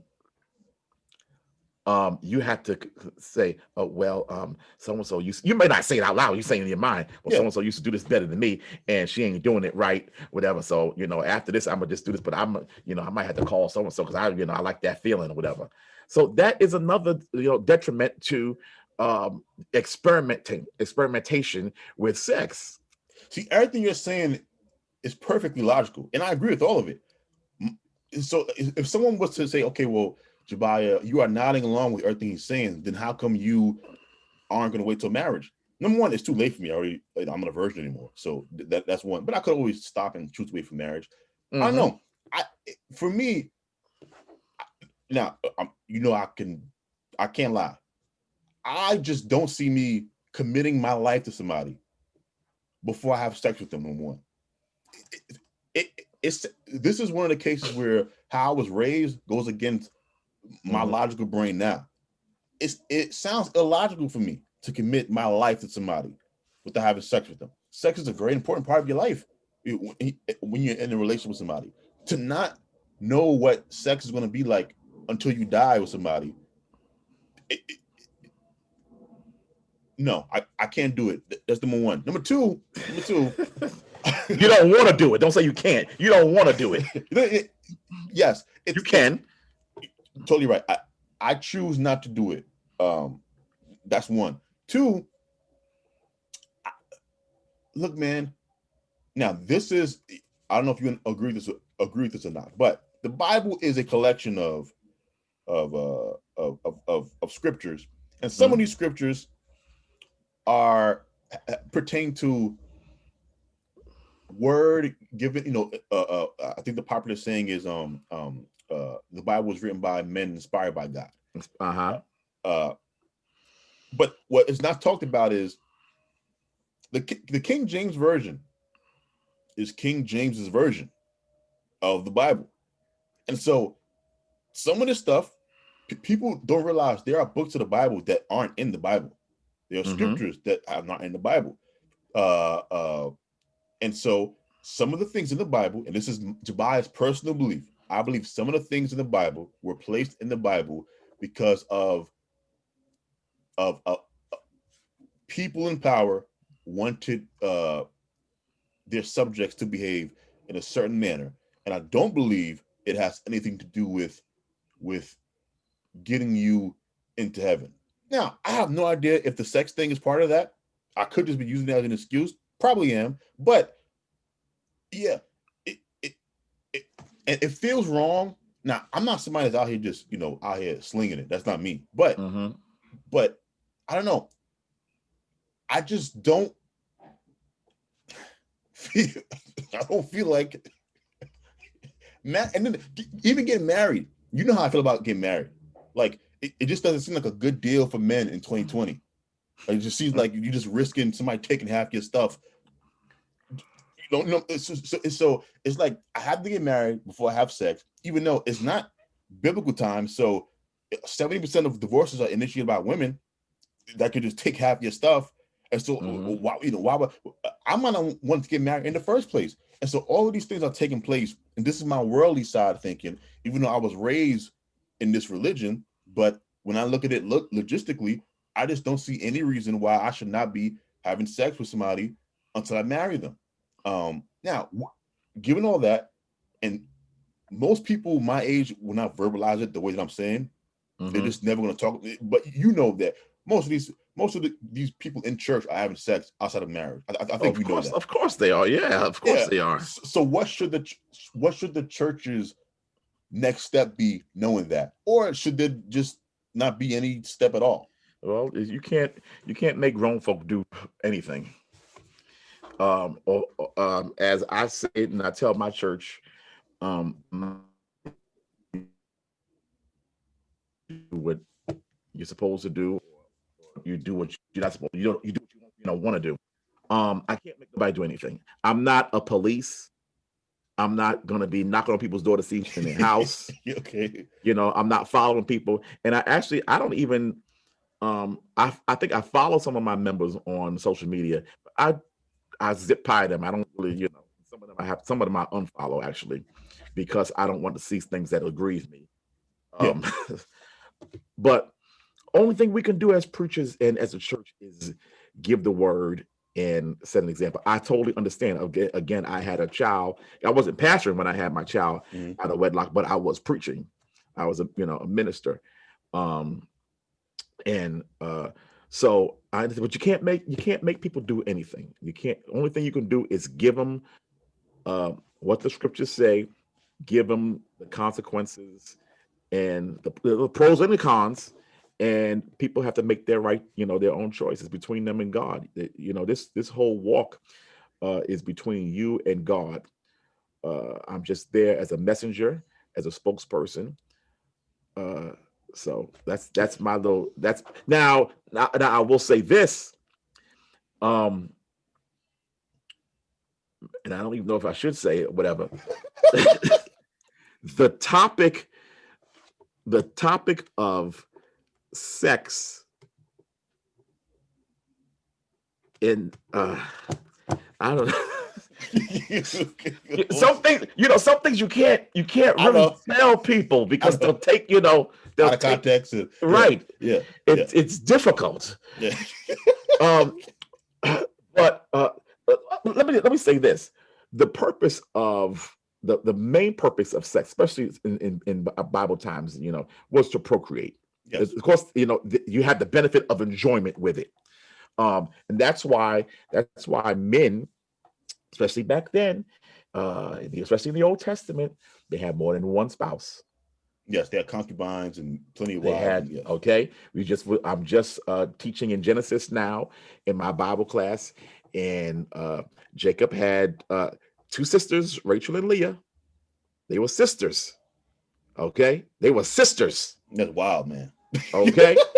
Wow. And matter of fact, Isaac married his cousin. And then on top of that, they were young. They were, like about 12, 13 years old. Teenagers, yeah. Exactly. It wasn't, 20s and 30s or whatever when the time they got married. And then they had, and then Jacob had concubines too. His two other wives, Bilhah and Zilpah, which he had the 12 children, the 12 sons of the Israelites, the tribes, from 4 different women. Okay? So when does the monogamy stuff come up? New Testament? Let me tell you. New Testament? Or does it not come up at all? I want to know. I wasn't trying to go there today. It kind of does come up in the New Testament. Okay. But if we want to be technical, it's not against the Torah. It's against United States law. It's not against Torah.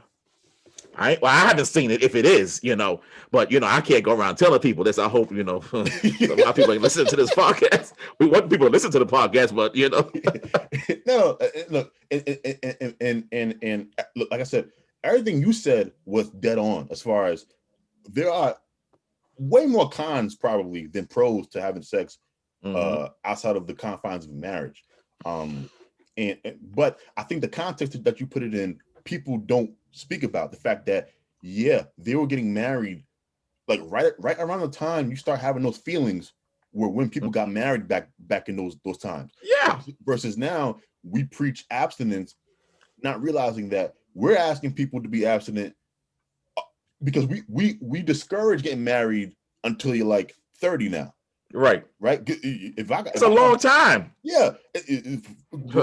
Putting the marrying age now to like 30 versus, back in those times when it was like 13, 14, 15, you're asking people to wait an extra 15 years with those feelings that they can't express because they're not married. And that's how I got in trouble. Yeah. That's how I got in trouble. It was I didn't have sex until I was 29, 30 years old. And I mean, all these years, come on here, Yeah. But I finally did, and then a year later, I had a son.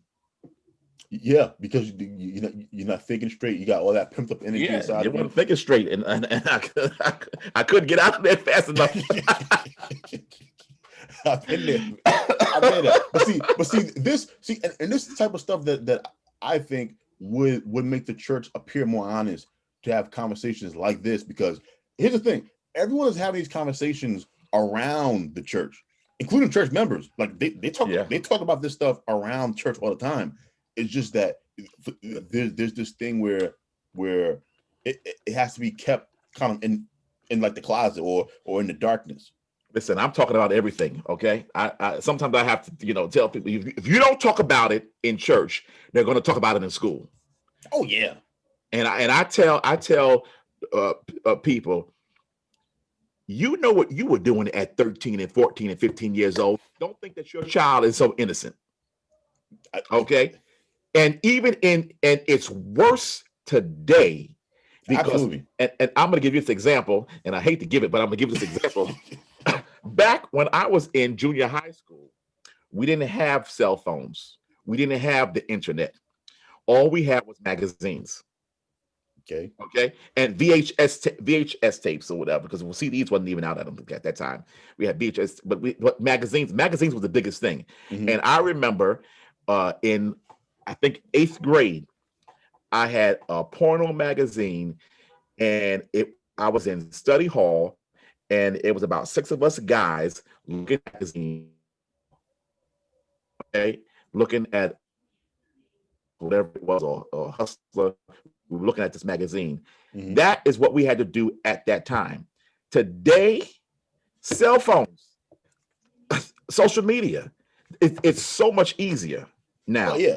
And and I had to steal that. I stole that magazine. I hate to admit that too, but I stole that magazine from the store.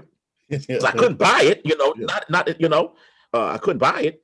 But now with these cell phones and the internet, access is so much easier. And because access is easier, the sharing of information is so much easier. So at a younger age, my son is 10 years old, and he's already been exposed to stuff that he should not have been exposed to before he reached 10.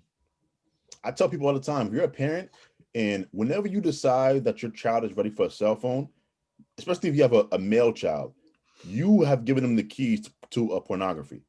And don't pretend like so now you can never say nobody ever told you, because I told you, if you give a boy a phone, assume that within a year or two he has seen a pornographic video.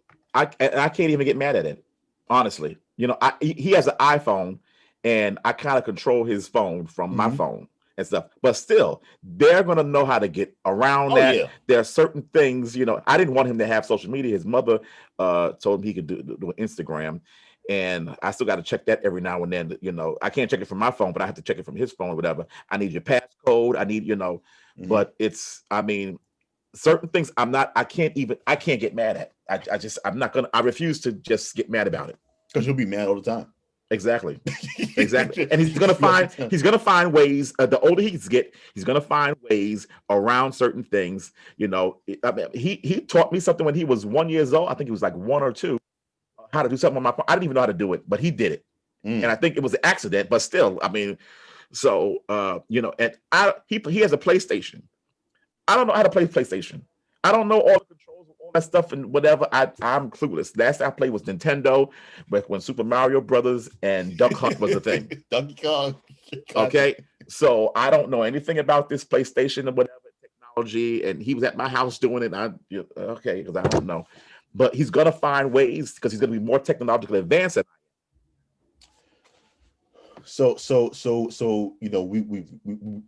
we've tackled the sexuality, which I think is the biggest opposition to kind of the church doctrine.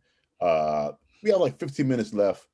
I wanted to ask you, because one contention I have with the Black church. I don't like how I blame the Black church for bad politics on behalf of Black people, right? Like, I think we are married to the Democratic Party. I think that is largely due to the influence that the Democratic Party has in the Black church. And even if you are a Black person who is not religious or doesn't go to church, you can't build a fence around the politics that come from the Black church. It's interesting. the black church in and of itself as an institution is probably conservative, but it backs and supports Democratic politicians almost on a regular basis.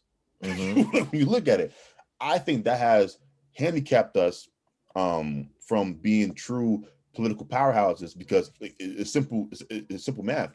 If you continuously vote for one party at like a 90+% rate, they're not going to do for you the things that they're going to do for another demographic that votes for them half the time. Mm-hmm. Because they know they got a vote in the bag.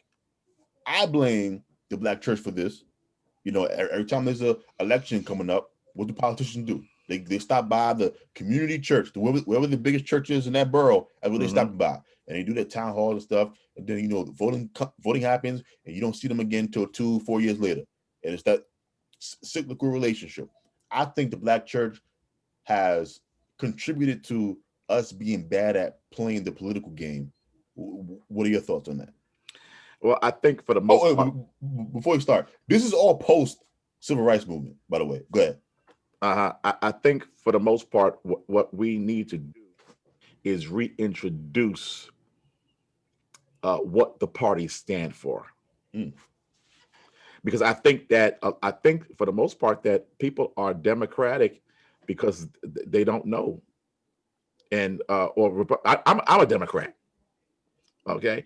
And when I first registered, you know, of course we helping out the poor, you know, Al Sharpton, you know, hey, Jamal, well, not Jamal Bryant, you know, these people, hey, we'll, you know, hey, apparently that's what we're supposed to do, you know, help our community. You know, we, especially us in the Bronx, you know, I read something, well, I was watching Khalif Browder. You heard of Khalif Browder, right? Oh yeah, that was a tragedy. And he's right there. He lived right 2 blocks from where I lived. And listening to that kind of, you know, like it's the poorest congressional district in the country. I'm like, what? I live in the poorest congressional district in the country. I do some research on it. So you have a lot of people, and of course they're going to be Democrats because they believe, or is what we're told, that's the party to help the poor people. Yes. So if we're all poor, then why are we not going to be the party to help the poor people? You know, even though everybody that lives in that district is not poor, certainly, you know, I mean, I listen to you, your parents, y'all have your house, you know, and, you know, I lived in my building. I had to pay market value for rent, but I know most of the people in there didn't pay market value. No, they did not. You know, I know somebody in there, he's actually very wealthy. He wound up leaving and going to moving to Connecticut. But that's, you know, the black church is full of a lot of people that are not very wealthy. So apparently that's the party that kind of goes with that demographic of people that are not wealthy people. So that's why we're going to be Democrats. But even if the policies don't lead to any significant change, like I understand voting Democrat for like 10 years or 15 years, but when you look at our dedication to the party, I don't think the results have matched our dedication or support. Even close, to be honest with you. Go ahead. Look, I don't think most of the time we even know who we're voting for. I agree. Okay. Now, I'll be very honest. I have voted people, and I don't know who they are and what they stand for and whatever. I just, you know, even in the primaries, you know, we don't really pay attention to politics. You know, our local, I wouldn't even. Oh, okay, who I know, Ruben Diaz. Now I don't even know if he was in our area or not. My district, okay. Who else was our district? Who was our district leaders or whatever? We don't know. Only thing we pretty much focus on is mayor, governor, and president. Agreed. And there's a conversation to be had. Probably, you know, we're definitely going to listen again, running back. But there's a conversation to be had about how they purposely, you know, construct these districts to make it complicated for us to follow the politics. Totally agree. But even if we focus on the big stuff, right, like mayor, governor, and president, we still seem to lean heavily Democrats. And this is not me saying that Republicans are the solution. My issue is that voting at a 90% clip for anybody, to me, is signs of people not knowing all the information. Because absolutely, we don't know. Natural human, like variant in thought would make it so that we vote maybe 85% for a Democrat and 15% of us vote Republican. But 90, 95, and we're the only minority group that votes like a block that way for the Democrats. Latinos don't do it. Asian Americans don't do it. Jewish Americans don't do it. It is only African Americans that vote like that. And I think in large part due to the influence of the Black church post civil rights movement. Because to me, the Black church post civil rights movement is not the same Black church pre civil rights movement. Of course, it's not. MLK was considered the most dangerous Negro in America. We forget that. They've turned him into Santa Claus. He was a radical man. He was a radical man, fighting for racial justice, going against the grain, against the system. Also for the poor. People forget when he was assassinated, he was pretty much putting together the poor people's march. Yeah, for the trash people, for the sanitation workers. Yes, that's what he was working on, is the economics. And I don't know, to me, I'm not blaming the church. I don't want that to come across that I'm blaming the Black church. It just feels like the Black church kind of fell into, and maybe this had to do with isn't there like a law that says that churches are tax exempt as long as they stay out of politics? I don't know exactly how it's worded, but yes, you can be tax exempt. Churches would be tax exempt. Tax exempt, right? But I think it's contingent on you can't preach politics over the pulpit, right? I don't know. I don't know. I'm pretty sure that is the law, because that would explain why things changed so much post MLK. Because he was preaching politics from behind the pulpit. He wasn't having like separate meetings. He had the meetings, of course, as well, right. But he was preaching his politics from behind the pulpit. That is what he did. He was very good at it. And so it would make sense that the government would add something to prevent the next MLK from rising. Well, I think it's not necessarily preaching politics over the pulpit. I think it would be more so about the political structure of our country and endorsing certain people, because there's certain things. I mean, if we as a people, we have to tell we have to just preach truth. And if we're in bondage and we need to come out of bondage and we need to be free, then why can't I preach that? So I think it's more so as far as endorsing certain candidates, or I don't think it's necessarily about preaching politics or preaching certain things that are political, because when you deal with Israel back in bondage, it was a political thing. We want to be free, even when Jesus was born, at the time, the mandate that all male child is supposed to be killed. We're coming up against that. We're going to fight up against that. We're going to fight up against injustices. Interesting. So, all right. So 8 minutes left. Are you knowledgeable at all on like the John Gray and Carl Lentz stuff? No. I know who John Gray is, but I don't know what happened.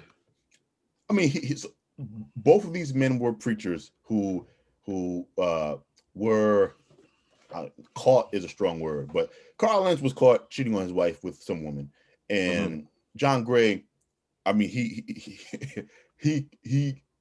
confessed to emotional infidelity. Take that for what you want, right? These men got caught with their hands in the cookie jar, literally. I think the reaction to preachers whenever they're caught cheating, to me, I'm always stunned that people are stunned when preachers get caught cheating, because I don't view preachers as any different than I am. Certainly not. I don't. And the reason why I don't, it could be because I'm related to some ministers and preachers, but I've always said that to me, there are various stories in the Bible that speak to you. And for me, the story of David, once I knew the full story, it was only until like maybe 10 years ago where I realized that young David and King David were the same person. And when you look at the story of David, it is kind of a reminder of how a man who was someone who believed in God, even while he was a believer, he did some of the wildest things ever. Like who was that woman named that he saw washing up Was it Bathsheba? Yeah, sleeps with her, then puts her husband on the front line of a war to get killed. That is wild, right? And so I compare every preacher to David, and if they pass what I call my personal David test, then I don't have anything to say bad about them. I judge people on whether they do more harm than good. And so I just want you to kind of speak on, should we be holding pastors and preachers to these insane standards? Because if it was anybody else, right, no one would be shocked if a CEO of a company or a president or a governor got caught creeping on his wife. Well, but for some reason, you think they would? Yeah, they would. They wouldn't be as judgmental about it, but okay. But they would. I mean, look what happened with Clinton. He was the president, or the whole. Well, I mean, you can look at the whole Me Too movement. Period. I tell people, and I use David. I also use him as an example. How we esteem David, but some of the things that he done, he tried to cover up his mess. Oh, absolutely. He tried to cover it up. He bought Uriah home. Was it Uriah? He bought him home. Yeah, he bought Uriah home to get him drunk and sleep with his wife, but he didn't do it. So he says, "Listen, I got to cover this thing up." So then the next thing, put him on the front line. I tell my church, and I'm very honest with my church, the people of my church. You got to come to my church one day. Yeah, definitely, man. I tell people, my church, I want to do the same things you want to do. I am no different. I am a human being. The same desires you have, the same desires that I have. Now, maybe not exactly everything, with the same things you want to do, same things anybody else want to do. We're all human. The difference is that I've been called and I've been anointed to preach the gospel. Okay, I have the same way you're gifted to play the organ. It doesn't have anything to do with your flesh. It just has to do with your ability to do. Everybody can't do that. Okay, so the same thing. Now, granted, because we are called to a higher calling, then our standards, to whom much is given, much is required. Yes. So therefore, I have to try extra little hard to try to carry myself a little better than everybody else. Because I could cause somebody to be a stumbling block. Okay. It doesn't mean I'm exempt from temptation or exempt from sin or exempt from falling. But people deify preachers because you'll be a hypocrite. No, I'm not a hypocrite. I fell into a situation. I was weak. I was weak. I was trying to carry these bags and my arms gave out and I dropped them. And that's where some of the problem. And the other part is that it's a difference between people that are weak, that fall into a situation, as opposed to people that prey on people. Absolutely. And it's a difference. Like I said, I had a child out of wedlock. I was in a moment of weakness, and I don't have 20 children. Yeah. Yeah. I don't have all these baby mamas on it. I have one son. And that was 10 years ago, but there are some people that have 13 children, from 7 different people, some from 13 different people, so it's a difference between, that caliber of a person. Morally, I'm doing my best. I might say that I'm perfect. I'm not perfect. Do I fall and stumble? Sometimes I do. Sometimes I mess up. Sometimes I make a bad decision. I'm not perfect, but my attitude towards what I do and what happens. Am I going to repent? Yes, I'm going to repent. I'm not going to continue to do things. I think that's a wonderful differentiation. Like this difference between a man who stumbles and a man who is a predator. Like, for me, I just feel like the standard that we hold pastors and preachers to is it's like we think they're Jesus or God, and they're not. They are human beings the same way I am, and everyone else is, and all those Bible characters are. Yeah, exactly. Who? By the way, the Bible purposely lets you know about all of their sins, all of them, from Moses to Joseph to Jacob to all of these people have these huge blind spots. character flaws. Saul, and then he becomes Paul, and like so, and it's almost like we kind of don't remember that as we throw the stones at the preacher that gets caught, you know, whether he's cheating or in a cookie jar. Yeah, he was hungry. Yeah, he was hungry. He wanted a cookie. He needed something sweet. Whatever he was doing. So I don't want to put that out there and get your thoughts on that. So yeah, man, we've been going for 2 hours. I think 2 hours. Oh my God. This was a good one, man. We started at 1. It's like what, 3 o'clock? Yeah, it's 3:11. Lord have mercy. This is a good one. Finally on the podcast. I know, right? I definitely want to thank you once again for coming on. Like I said, this was wonderful. Like I said, I'm definitely want to have you back on because I feel like there's like a whole bunch of stuff that we could have talked about, but I definitely wanted to kind of focus today on like the religious aspect of your life. But anytime, even if you want to talk some stuff that's not necessarily churchy. We're gonna get some politicking in eventually. I think some other stuff going on. But thank you once again. And for those of you listening, please subscribe, rate, and review the podcast. You can follow me on social media at Crew Philosopher, No Even Philosopher. I don't know if you want to give out any information. Yes, no. You can follow me on Instagram, Facebook, Twitter at Prince Jonathan. That's PrinceYonatan.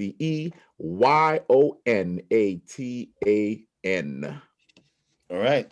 And so I will see you guys next week. Until next time, deuces.